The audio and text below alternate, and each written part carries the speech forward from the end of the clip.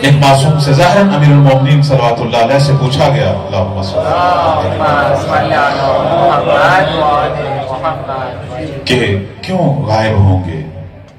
غیبت کی وجہ کیا ہے؟ بڑی خوبصورت مثال دی انہوں نے کہا خدا یہ چاہتا ہے کہ قائم کے ناصر خالص ہوں، مختلف آزمائشوں سے گزریں، قائم کو خالص ناصر ملیں گے جو نہ جھکنے والے ہیں، نہ ڈرنے والے ہیں، نہ دور ہونے والے ہیں۔ ان کی مثال جو ہے ہماری احادیث میں ہے کہ وہ غلاموں اور کنیزوں کی مانند ہوں گے جو مولا کے صرف حکم کا انتظار کریں گے۔ بلکہ کنیز سے تشبیہ دی گئی ہے، کنیز غلام کی نسبت زیادہ وفادار ہوتی ہے اپنے مالک کی، اسے اما سے نسبت دی ہے۔ امیر المومنین نے بڑی خوبصورت مثال دی، کہنے لگے میں تمہیں ایک مثال دیتا ہوں، دیکھو کوئی شخص گندم خریدتا ہے اپنے گھر میں، 1 سال کے لیے گندم خریدتا ہے اور اسے گھر میں رکھ لیتا ہے، ایک کمرے میں گندم رکھ کے دروازے کو تالا لگا دیا۔ کچھ دنوں کے بعد، مہینے بعد وہ تالا کھولتا ہے، دیکھتا ہے گندم کو کیڑا لگا ہوا ہے، وہ جو لگ جاتے ہیں، وہ کیا کرتا ہے گندم کو نکالتے ہیں،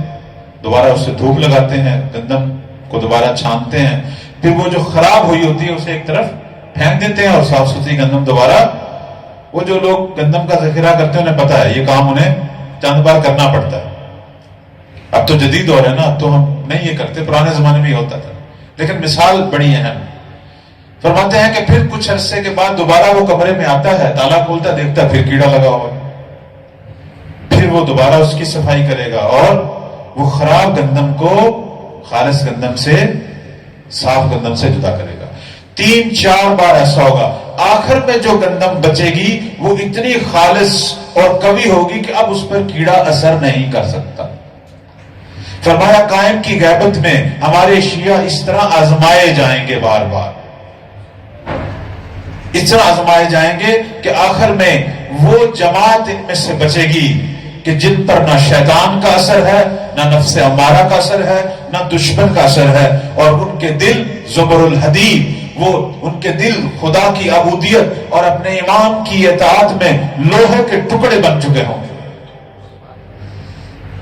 وہ اتنے مضبوط اور مستحکم ہو چکے ہوں گے کہ اب نہ ان پر شیطان، نہ نفس امارہ، نہ دشمن کی سازشیں، کچھ بھی ان پہ اثر نہیں ہوگا۔ قائم اس خالص جماعت کے منتظر ہیں کہ جس پہ اب کیڑا، اب کوئی گناہ، اب کوئی چیز ان پہ اثر نہیں کرتی۔ يرونه بعيدا ونراه قريبا